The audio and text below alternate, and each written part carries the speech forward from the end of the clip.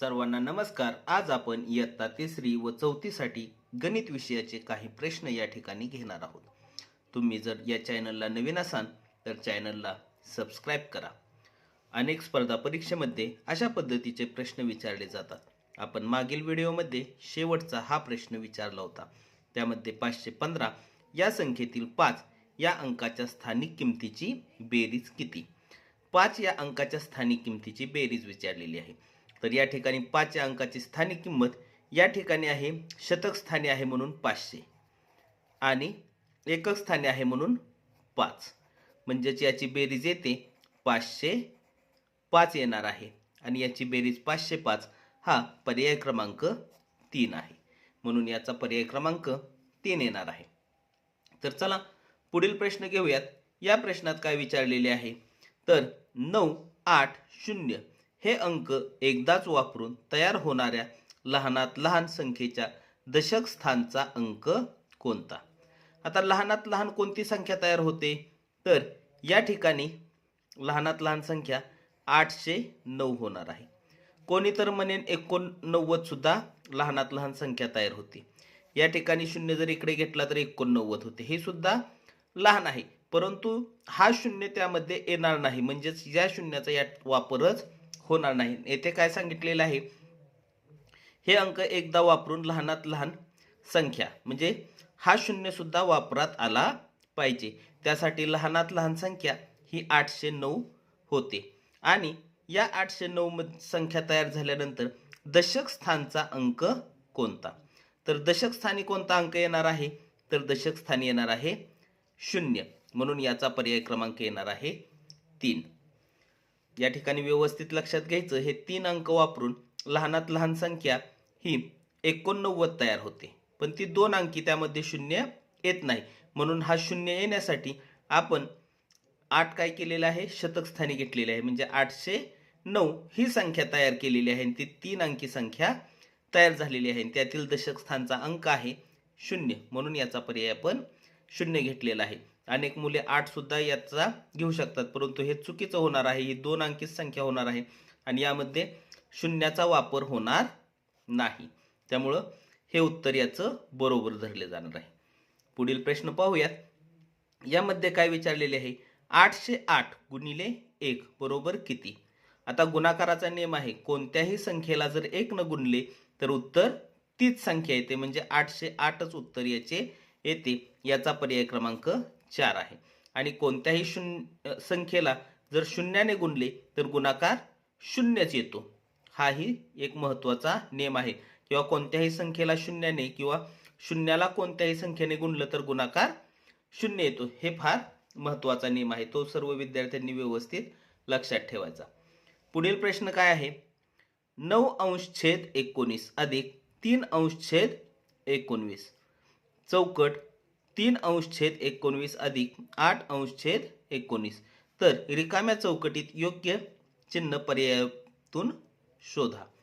आता या पर्यायात कोणते चिन्ह येते ते शोधायचे आहे, त्यासाठी डावी बाजू बरोबर उजवी बाजू, म्हणजे या दोन्हीमध्ये आपणास तुलना करायची आहे। जर अपूर्णांकाचा नियम काय, जर छेदस्थान समान असेल तर अपूर्णांकाच्या वरच्या याची काय केली जाते, बेरीज केली जाते, म्हणजे येथे काय होणार आहे 12अंश/19, 12अंश/19 होणार आहे।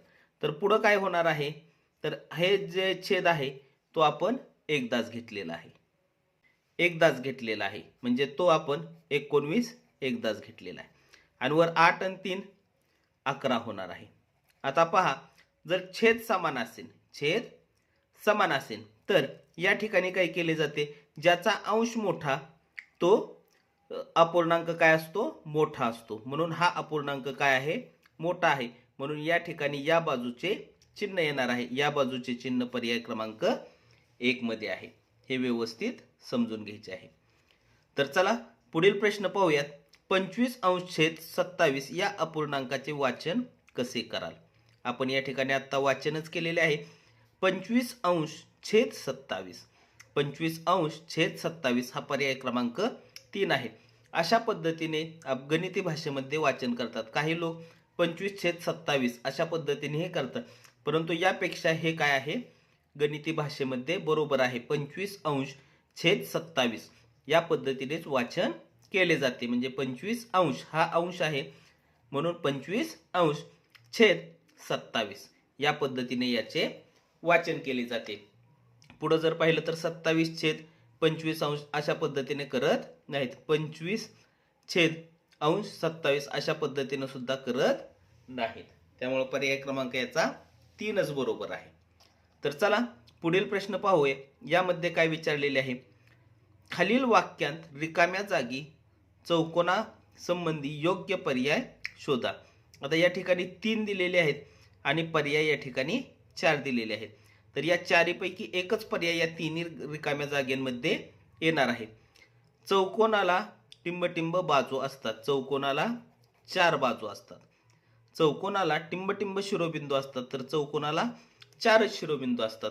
आणि चौकोनाला टिंबटिंब कोन असतात. तर चौकोनाला 4 कोन असतात. म्हणून याचं उत्तर येणार आहे 4 आणि 4चा पर्याय क्रमांक आहे 3. विद्यार्थी अशा वेळेस गोंधळ करतात. 4 उत्तर आहे म्हणलं की पर्याय क्रमांक 4 रंगवतात. तर अशा वेळेस पर्याय क्रमांक 4 न रंगवता 4 उत्तर ज्या ठिकाणी आहे तो पर्याय निवडायचा आणि तोच पर्याय त्या ठिकाणी निवडायचा. म्हणजे 4 उत्तर आहे आणि पर्याय क्रमांक 3 जो गोल करायचा आहे तो 3 नंबरचा काय करायचा आहे, गोल करायचा आहे. म्हणजे 3 नंबरचा गोल करायचा आहे. अनेक विद्यार्थी 4 उत्तर काढले की 4 नंबरचा गोल करतात. असं करायचं नाही. यासाठी व्यवस्थित पर्याय वाचणे गरजेचे आहे. कदाचित 4 हे उत्तर 1 नंबरला असेल त्यावेळेस 1 नंबरचा आपण गोल करायचा असतो. तर चला पुढील प्रश्न घेऊयात. या प्रश्नामध्ये काय आहे, XXY XXY या अक्षर समूहासारखा येणारा आकृतिबंध पर्यायातून शोधा. XXY हा या ठिकाणी 2 आकृतिबंध दिलेत. यानुसार आकृतिबंध आपणास शोधायचा आहे. म्हणजे हा आकृतिबंध कशाही पद्धतीने देतात, AAB AAB अशा पद्धतीनं. मराठीत दिला तर अ ब अ ब. याचा अर्थ काय, तर पहिली 2 पद सारखी, तिसरं पद वेगळं. चौथं 5वं पद सारखं, 6वं पद वेगळं. त्यानंतर पुढची 2 पद सारखी, पुढचं पद वेगळं. अशा पद्धतीने आहे. म्हणजे हेच पद पुढं 3-3 टप्प्यानुसार येत आहे अशा पद्धतीनं. तर हा आकृतिबंध कोणता आहे, तर येथे जर पाहिलं तर याला जर आपण x धरलं, XXY खालच्याला y धरलं, तर पुन्हा आल्यानंतर काय येतंय या ठिकाणी YXX म्हणजे हा आकृतिबंध येणार नाही. या ठिकाणी X Y आणि हे अजून वेगळे म्हणजे Z, XYZ अशा पद्धतीने हा आकृतिबंध झाला. हा आकृतिबंध कसा आहे, याला जर आपण खालच्याला x धरलं त्रिकोणला y, XXY म्हणजे हा पर्याय आपला येणार आहे पर्याय क्रमांक 3. आणि पुढचा आकृतिबंध पहा, XY XY XY या पद्धतीनं आहे.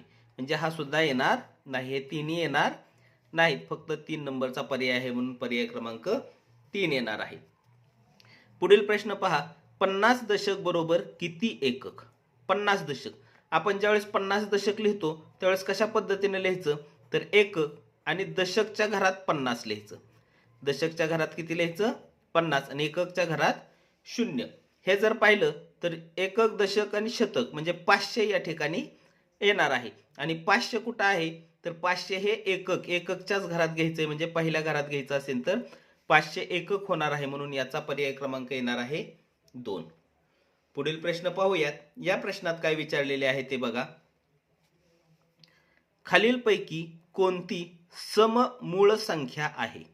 सममूळ, आता फक्त 1 ते 100 मध्ये सममूळ संख्या ही 2 ही एकमेव सममूळ संख्या आहे. इतर ज्या मूळ संख्या आहेत त्या मूळ आहेत, परंतु त्यापैकी कोणतीही संख्या ही सम नाही. म्हणून 2 ही एकमेव संख्या सममूळ संख्या आहे. आता मूळ संख्या किती, तर 1 ते 100 मध्ये 25 मूळ संख्या आहेत. तर 1 ते 50 मध्ये 15 मूळ संख्या आहेत आणि 51 ते 100 मध्ये 10 मूळ संख्या आहेत. हे व्यवस्थित लक्षात घ्यायचं. याचा मोबाईल नंबर जर लक्षात ठेवायचा असेल तर 44 22 32 23 21. याचा अर्थ काय, 1 ते 10 मध्ये 4, 11 ते 20 मध्ये 4, 21 ते 30 मध्ये 2, 31 ते 40 मध्ये 2 आणि 41 ते 50 मध्ये 3. 4 आणि 4 8 आणि 2 10 आणि 2 12 आणि 3 15. म्हणजे इथपर्यंत 50 झाले. 15 आणि इथून पुढं 10. अशा पद्धतीने हा मोबाईल नंबर आहे.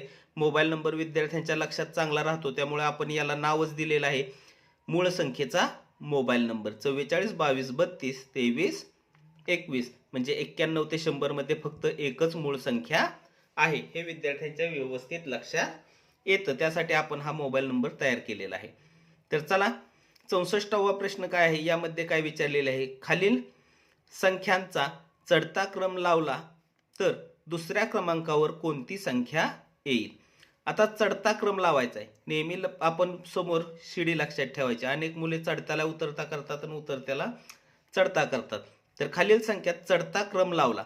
चढता म्हणजे खालून वर, म्हणजे पहिल्यांदा लहान संख्या, तर दुसऱ्या क्रमांकावर म्हणजे 2 नंबरची लहान, म्हणजे सर्वात लहानपेक्षा मोठी. तर यामध्ये जर पाहिलं तर सर्वांचे आपण 7 5 4 4, म्हणजे या दोन्ही पैकीच एक येणार आहे. तर यातील सर्वात लहान म्हणजे ही पहिली येणार आहे आणि ही दुसरी. यामध्ये काय आले, दुसऱ्या क्रमांकावर कोणती संख्या येईल. चढत्या क्रमामध्ये दुसऱ्या क्रमांकावर, तर चढत्या क्रमामध्ये दुसऱ्या क्रमांकावर 427 ही संख्या येणार आहे आणि 427 चा पर्याय क्रमांक आहे 4. तर अशा पद्धतीने आपण या ठिकाणी 10 उदाहरणे पाहिलेली आहेत आणि हे 11वे उदाहरण तुमच्यासाठी आहे, जे की 65वे आहे. याचे उत्तर आपण मला कमेंट बॉक्समध्ये द्यायचे आहे. तर 515 गुणिले 13 गुणिले 0 बरोबर किती.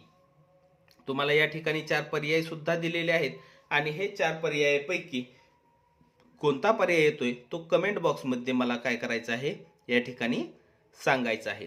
तुम्हाला जर माझा हा व्हिडिओ आवडला असेल तर नक्कीच लाईक करा, शेअर करा व अशाच पद्धतीच्या नवनवीन व्हिडिओंसाठी चॅनल सबस्क्राईब करायला विसरू नका.